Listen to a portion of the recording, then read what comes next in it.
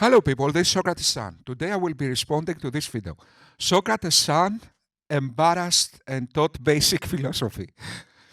The Muslim metaphysician posted a conversation we had at Clubhouse in his channel, but the title is, look what he says, Socrates Son embarrassed.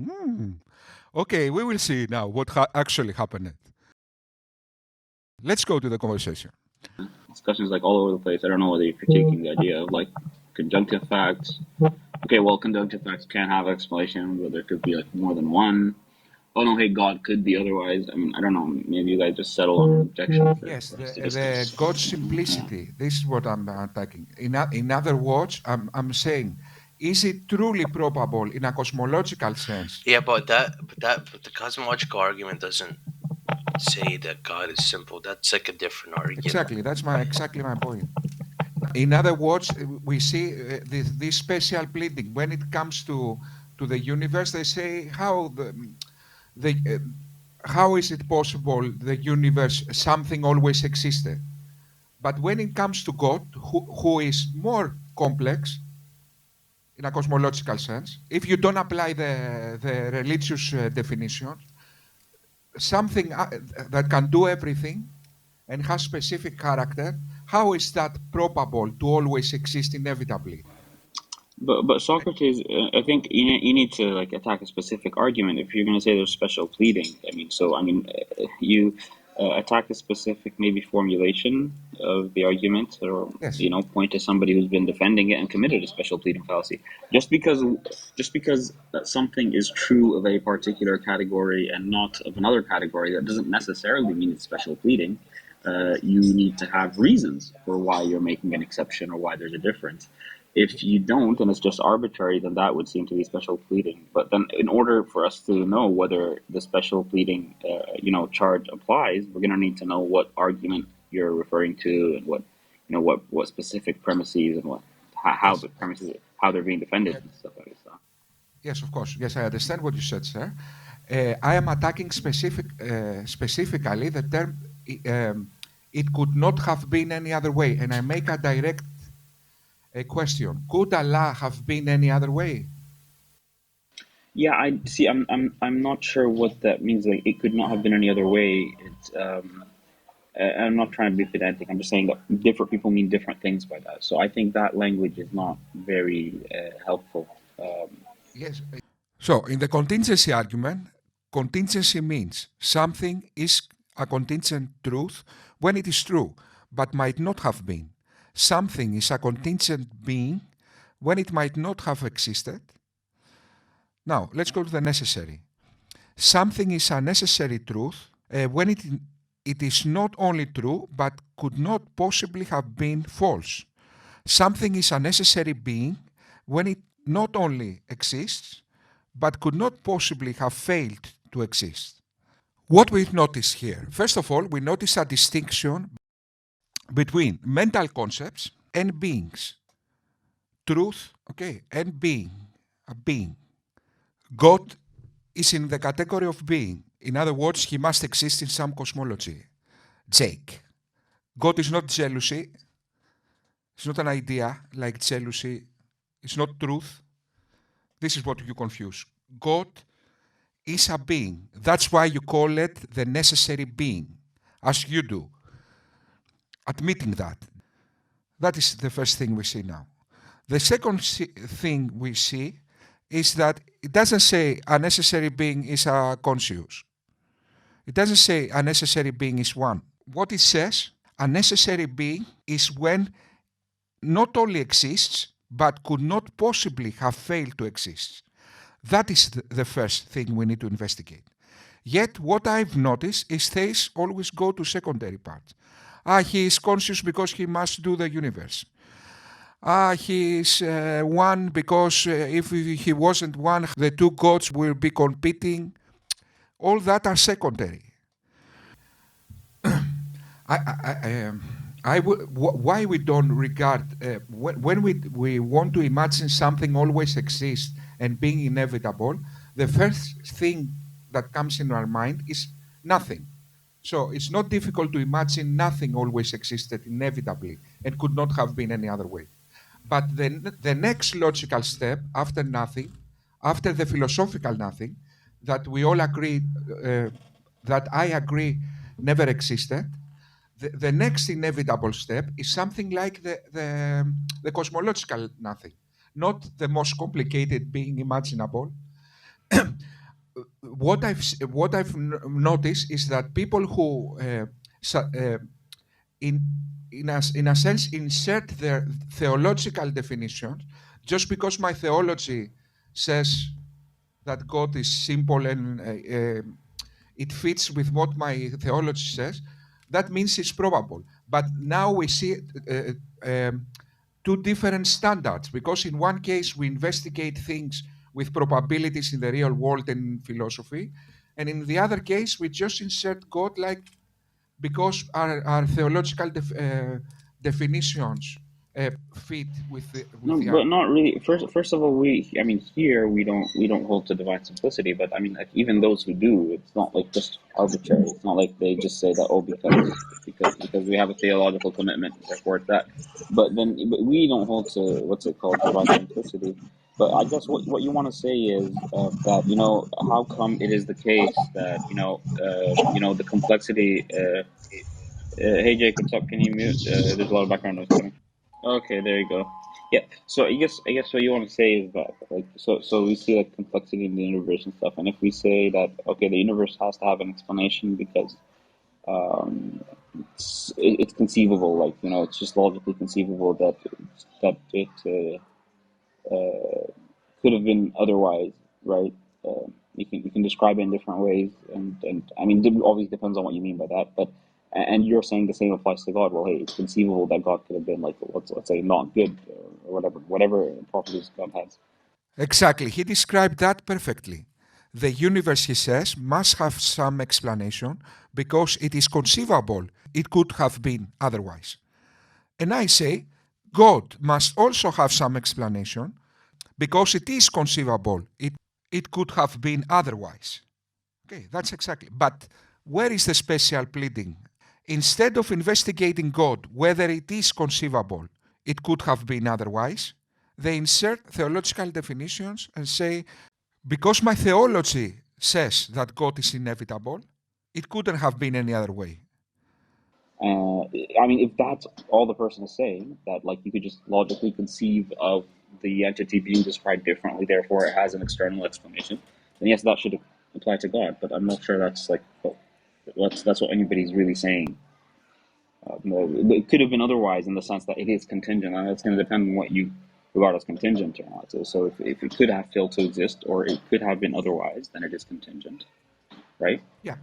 And if it could not have failed to exist, or if it could not have been false, or whatever, if it's true in every possible world, if it exists in every possible world, then it is necessary.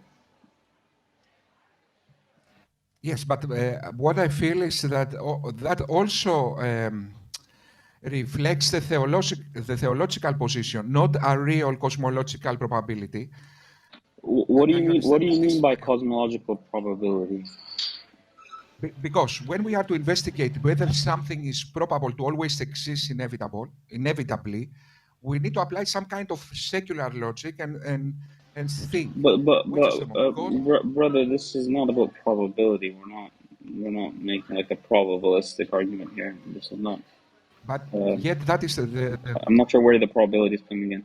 so this is the distinction of ontology with cosmology. So it's And I'm not sure what. So do you mean that cosmology is like the science, like the study of like the cosmology, versus like ontology as in like the philosophy, or what no, exactly? because Because with my simple mind, I thought to myself, okay, the contingency argument is a cosmological argument.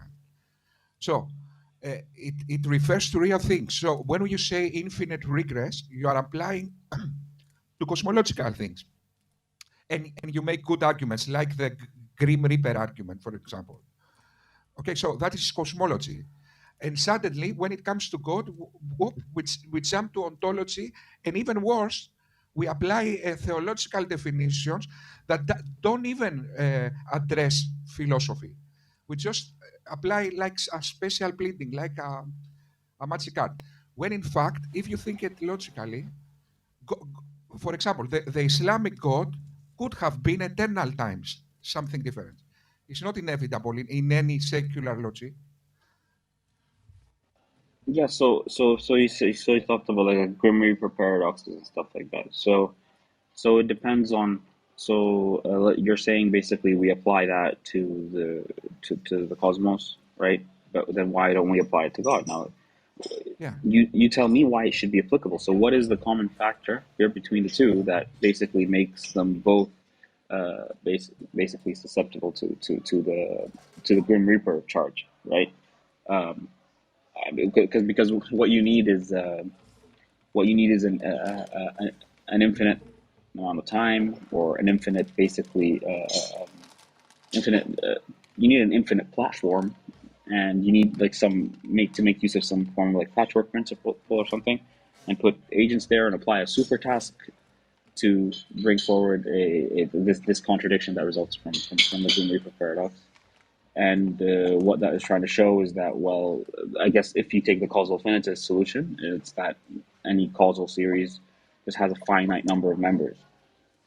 Now, how does that specifically apply to God? How would you apply that paradox to God? With all due respect, sir, you just described this kind of special pleading. So, in one case, we need to investigate.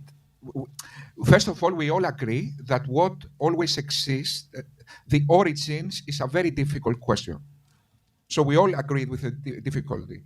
What I've noticed is that although you think very elaborately to find solutions, to find the difficulties when it comes to a physical reality and to the universe, let's say, you don't apply the same standards to God, because if God doesn't just exist in our minds, in other words, it's not just an idea, he must exist in some kind of reality.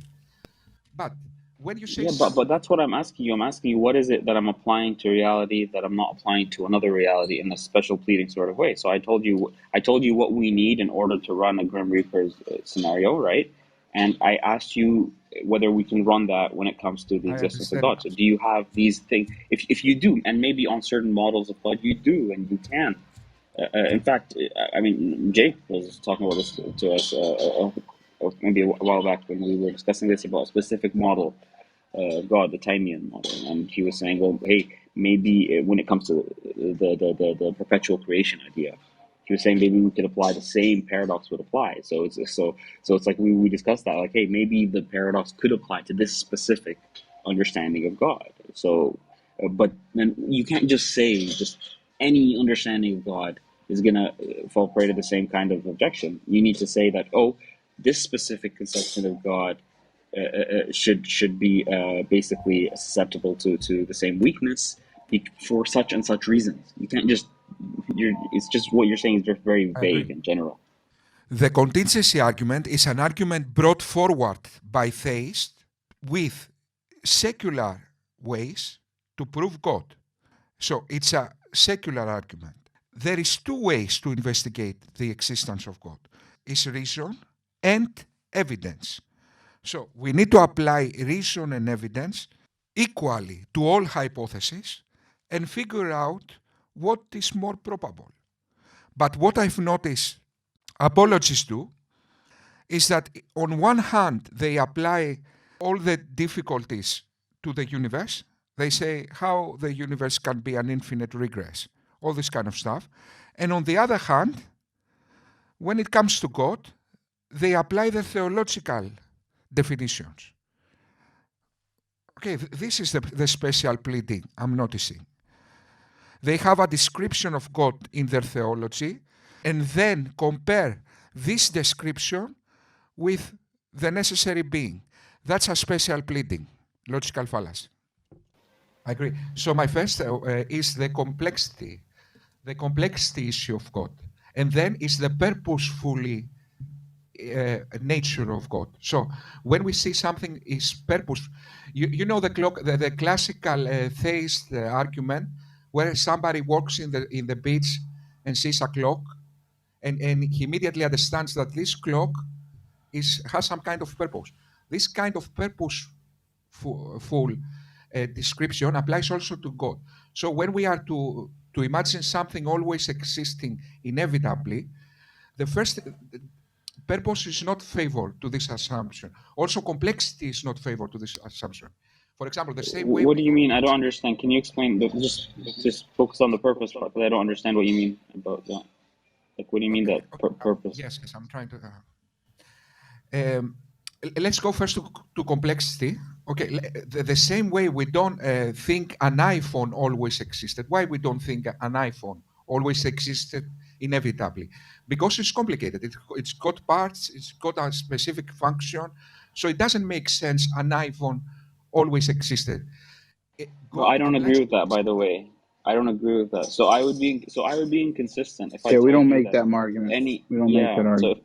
So if I said that any kind of complexity, in the sense that any kind of distinctions, conceptual, like, real, however you want to describe it, any kinds of distinctions in the way you're describing an entity entails that it is contingent, it couldn't have, always existed, whatever, and then I have any kind of complexity in God, and I don't apply that principle, then I'd be inconsistent. But I don't do that. And somebody who holds to divine simplicity is also not like inconsistent in this point, because they're saying that complexity implies that it's contingent or whatever, and they're saying that, well, God is simple, right? So I don't hold to divine simplicity, so I don't accept that principle. Wait, so Yeah, but not only that, you're moving to a different point. You're moving to another argument. You're talking about the design argument when initially you made the claim that we are guilty of special pleading based on causal finitism and the Grim Reaper paradox and applying it to God. And you've been asked several times now to make an analogy between that and what we say about God. You haven't done so. Now you moved on to another argument. So go back to your original claim and show us how you have an analogous argument of a Grim Reaper paradox that can apply to our conception of God. Hold on, Jake. Can I ask you a question? How God breaks the Grim Reaper paradox. Hold on. Jake, do you take to the doctrine of divine simplicity? No, I do not. Okay, good. Okay, I thought I heard you. For some reason, I thought so. No, Go ahead. hell no. Yes, because Yeah, you haven't been listening to me very long, and because I frequently argue against divine simplicity. So, anyway, I mean, that's why I was weirded out by it specifically. no, I don't hold to divine simplicity. So, yes, Socrates, you need to unless you want to take back your original claim, you have to draw a proper analogy to show that the argument of causal finitism or the Grim Reaper paradox can be applied to our conception of God. If you can't do that, then you need to retract that claim. what Jake is asking me now is, how do I claim that their conception of God doesn't break this paradox? Did you notice that? That is exactly the special pleading, my friend. Why your conception? Who cares about your conception? What your theology says? Just because the definition of God doesn't contradict some kind of logic or fits with the necessary properties of the necessary being, that doesn't mean the cosmological potential of this God existing became probable. Of course, I understand what you said, sir. First of all, very fast, I would like to address something, because now you said that you don't agree with divine simplicity, because Abdul Rahman said that God is simple. Because I gave a No. I never said that's No, simple. incorrect, brother. Come on, we know each other. He doesn't believe in divine simplicity. In fact, I don't know of anybody on the stage that does, other than maybe Emmanuel. I have no idea about his position. He's a Christian. But the Muslims here, we do not affirm divine simplicity. It's a deviant, heretical position. But wait, if you don't believe in divine simplicity, then what was your objection previously? You said that when I made the argument about God is complicated, how can this complexity be always existed inevitably? You said, but maybe there is some kind of divine simplicity. So this was an empty counter argument. How can God justify all these kind of qualities? He's got all these kind of convenient qualities, without some kind of essence to support these qualities. And does that plays any role to the probability God being the inevitable being, the necessary being? But Socrates, remember what I told you That's earlier not. That about has jumping nothing to between do with causal objections? finitism. Yeah, Yeah, you're. Listen. Do you know what the Grim Reaper paradox argument actually is? Because Abdurrahman explained it to you, and you're claiming that it can be applicable to our conception of God, and you're So, jumping all over the place from different objections without okay, actually let's start directly. substantiating that claim. According to Jake, I said, the Grim Reaper paradox can be applicable to their conception of God. When in fact, what I said was, we need to investigate how the Grim Reaper paradox can be applicable to a cosmological investigation of a being with the characteristics of their God. The difference of those two is that in one case we compare the qualities of a necessary being with the theological descriptions of their conception of God. In the second case, we do an objective analysis of the cosmological probabilities. But here we must also acknowledge that I'm not good in communication, guys. So it's not entirely Jake's fault. I'm not communicating very efficiently. Let me address directly this point. With all due respect, sir, I don't care about your theological definitions. When we are investigating an argument, we need to investigate probabilities in a philosophical or cosmological sense, in a real sense. Whether the necessary being fits with your theological definitions plays no role. And there is where I detect the special pleading logical fallacy. In one case, when it comes to the but universe, how can you you do that, apply. Socrates? Sorry. Just on this point, look. So you're saying that there's special pleading because we don't apply the same principles to God, right? Now, so I'm Exactly. taking your objection seriously, and I'm telling you, okay, here's a specific thing we apply to the contingent world and to the world in general, which is like, you talked about causal finitism and Grim Reaper paradoxes, and the reason we apply it to the world is A, B, C. I gave you the reasons and how it's applied, and I said, okay, now does this apply to everything? Like Okay, in let's go. any Let's scenario? go. No, one second, just let me finish. Does this apply to everything? Like, does it apply to any scenario? No. It applies to specific conditions, specific kind of existence. Here, Abdul Rahman admits the special pleading logical fallacy by implying casual finitism doesn't apply to God. Why, though? Did you ever make a video in the Thought Adventure podcast investigating whether the properties and qualities of God, as you define them in your theology, are probable to break infinite regress? No, you just insert your definition of God into the argument dogmatically without any secular cosmological concern. So, guys, the debate is already over, okay? But anyway, because Jake shown some kind of confidence, I will do a trilogy, guys. I will put the whole debate analyzing every little detail. Now there's the question of whether it should apply to God, and we're just special pleading and saying it doesn't. Now, how do you want to make that case without analyzing what God is, without analyzing these concepts, without looking at what understanding of God's relation to time and God's relation to the universe, to creation that we have?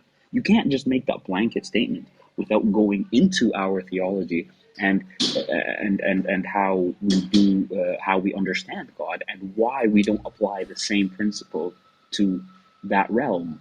So I mean, unless you just want to make the blanket statement and just be vague, you're going to need to do a bit more than that. Okay, and I understand what you said, but I insist because, as I said, this is where I detect the special pleading that you apply theological definitions in the argument. In other words, to solve the argument. Let me be more direct.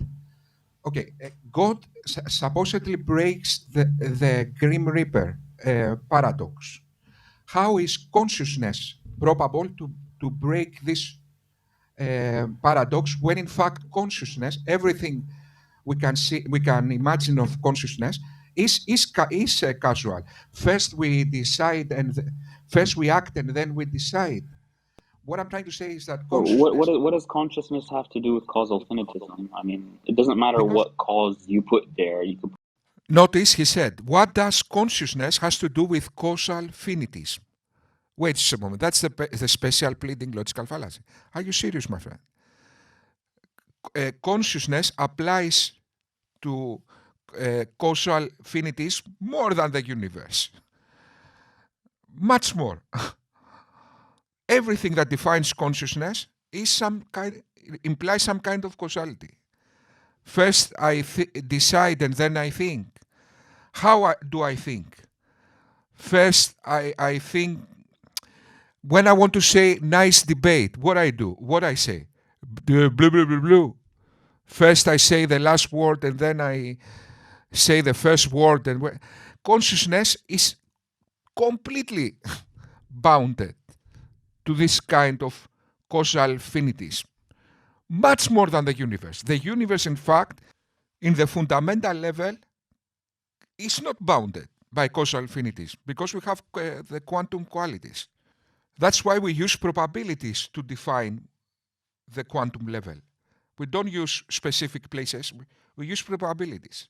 put it like we could put like agent causation or deterministic, non-deterministic, whatever it is. I mean, what role does consciousness play here? I just don't get it. What I'm investigating, sir, is how God doesn't apply to. So what I'm doing is I'm investigating God. What I'm doing is exactly what you gentlemen are not doing. I'm applying God the same way I'm applying to the problem to the universe. I'm applying the same problem to God. Okay, and I'm wondering now how consciousness goes around this problem of But it. No, you're asking a question. You need to make an argument. You're making the claim that Let me a make an argument. conscious being is susceptible to the same idea of the Grim Reaper paradox, but you're not actually demonstrating it. You're Of not actually course, yeah. setting up the analogy properly, and you keep making accusations of what we're doing, but it seems that you don't even understand the Grim Reaper paradox, because if you did, then you would at least be able to attempt to try to provide an analogy or an analogous argument and apply it to our conception of God.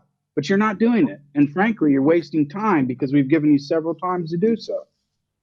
Firstly, no. The contingency argument is your argument. It's a deductive argument meant to demonstrate God. I'm just showing the problems with your approach to the contingency, namely special pleading. That is what I'm doing.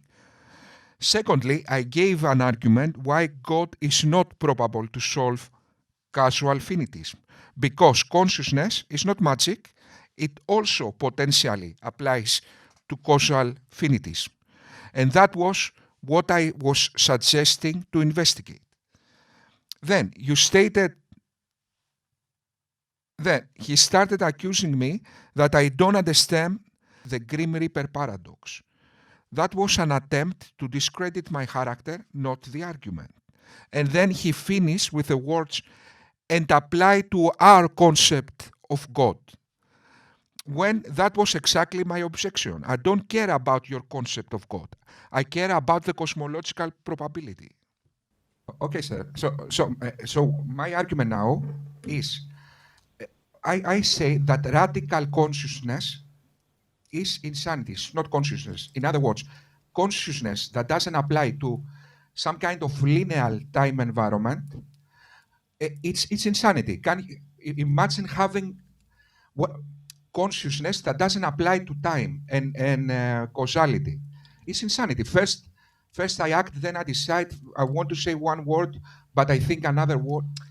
So consciousness doesn't make sense in a non-causality environment, in a non-time environment. Yet God is But Socrates, sorry, one second. So there are two things here. First of all, you're assuming in your argument, obviously, that the realm, of like God's existence doesn't have any notion of causality or time. That's the first assumption, and you have to ask us first whether we accept that. The second thing is you're just stating that it doesn't make sense. but you're not like giving reasons. I mean, I you're just gave you the radical explain consciousness argument. what? Can radical consciousness exist? What do you mean? What does radical consciousness even mean? What are you talking about? Radical consciousness means that it's a kind of consciousness that is not time in a linear time environment. So, in my concern, in my estimation, consciousness doesn't make sense without an environment, and especially an environment with as we have in our universe with time. What do you mean by environment? Do you mean like Saying, the yeah, external world? you're saying God cannot be conscious unless there are other things beside himself. No, what I'm saying is that let me give you because I'm trying to formulate. I know I have a problem in formulating my arguments in a way, but let Yeah, me we make can a see that. contrast. Trust me. Guys, me being polite and trying to advance the argument.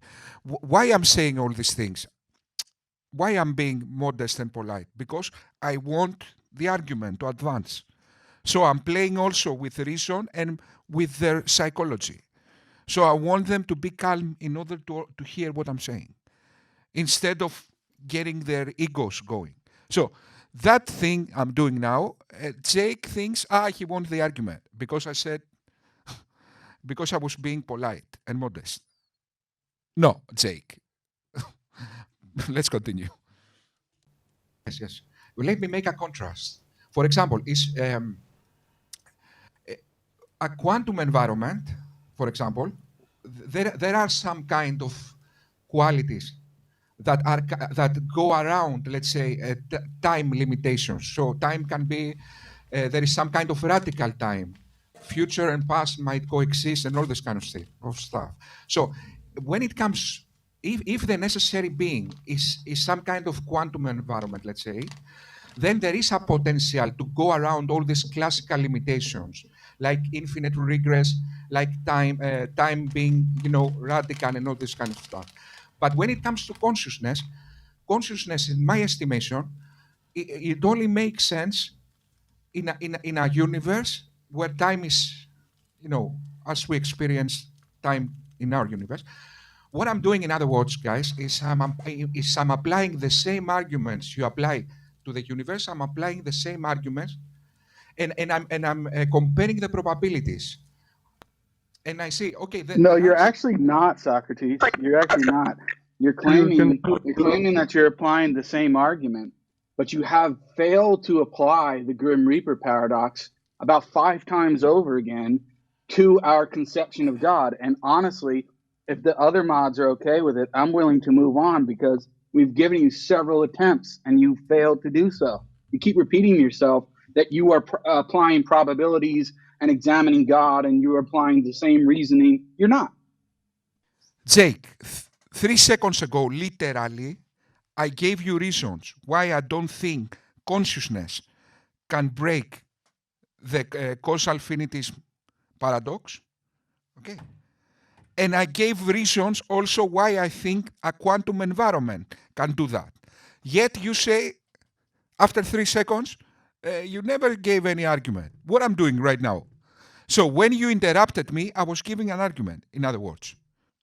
The other thing I've noticed is that theists, how they use logic, because they have the comfort of applying their theological definitions, they have this comfort. So logic for them is all deductive arguments. If you didn't prove what you said in an absolute way, then it's not true. Yes, it's easy for you to do that because you just name your theological definitions.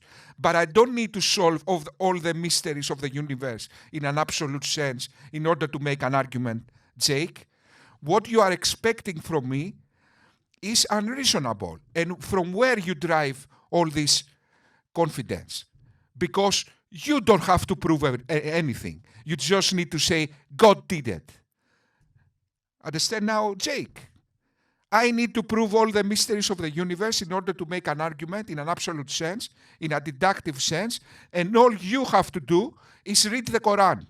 God said it's infinite. No, It doesn't work this way, Jake. I honestly don't think that you even know what the Grim Reaper paradox actually is. Yeah, I'll Okay. tell you So what, if Socrates, you if you do, could go back. why don't you explain us to, how about this? In order to make an analogy between two things, you have to have an understanding of what they are. So why don't you explain to me and the audience in the simplest terms what exactly the Grim Reaper paradox is, what it's attempting to demonstrate, and then attempt to apply it to God. So the Grim Reaper paradox is that there is a okay. I can. So there is a Grim Reaper. There is a Reaper. So there is a set time that someone will die, and there are. But there is in this time there is one Reaper. In a further time there is another Reaper, and in a further time there is another Reaper. So what that paradox shows is that um, if we have infinite reapers, that means that no reaper is responsible for the death of the person. So that is a contradiction. Yet a reaper killed this person, although if there are infinite reapers, that means that no reaper killed this person. So it's a kind of infinite regress argument that try to demonstrate the the need for a necessary being to stop this infinite regress of. I mean, you were No, right not so far, but necessarily. You nothing to were do right with until, necessary being. yeah, you Yeah. were right until the end. No, it's not merely an attempt to demonstrate a necessary being. In fact, you can affirm the Grim Reaper paradox as a good argument and affirm causal finitism and be an atheist or naturalist. It has absolutely nothing to do necessarily in and of Yes. itself with demonstrating that a necessary being exists. What? Now, guys, look now the dishonesty of this person. Sorry, Jake, I was polite against you, but then you had to make the title. I was embarrassed. Why you did that, my dear friend? So now it's only fair if people see the actual truth. So look now what Jake is doing. To present that what I just said is not true, now he became an atheist, guys. Now he's taking the position of atheist and say, but there are other things the Grim Reaper paradox might demonstrate. In other words, he is making the objection of atheist. Now he became an atheist, just to pretend that what I said didn't apply to their position. Although it could have implications within specific arguments. Yes, I know. It doesn't necessitate. Of course, there can be other arguments, like, for example, infinities exist, real infinities exist in reality, and all this kind of stuff. But yes, what I'm trying to say is that they use this argument to imply the necessary to be as evidence for the necessary being. Is that right? I know there are Not on its part of own, but it's it's part of literally, it's part of a yeah. greater argument. You're taking it out of context. Now, anyway, that's beside the point. Now that you've somewhat understood what the argument is attempting to demonstrate, can you show in a similar way that the argument of the Grim Reaper paradox can be fashioned in such a way to apply to an eternal conscious being such as God? We're waiting for you to do that. I haven't seen you provide a super task or anything to demonstrate a contradiction in the actual argument. You haven't done that Yes, yet, so there we're is no waiting.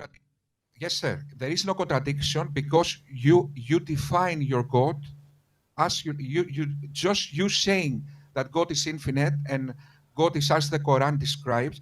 That doesn't is irrelevant. So what I'm trying to say is that you cannot apply your theological definitions to solve arguments. So what I am doing, being So you're more, saying you're not doing an internal critique then? of course, I'm not doing an internal critique because if I was doing an internal critique, I must accept the definitions of your theology and then criticize as these definitions being a cosmological truth. No, who cares how you define? My friend, as I'm sitting now, I can say I have a God that he always existed, although he's conscious, he can do everything although he's nothing, and I can give any description I like. That doesn't mean my description became probable. That is my whole point. Okay, guys, that was the first part, how Jake, the Muslim metaphysician, embarrassed me. I will address the whole debate. To be fair, in the second part, they make better arguments. But the first part was a disaster. Okay. The Muslim metaphysician. Sorry, my friend.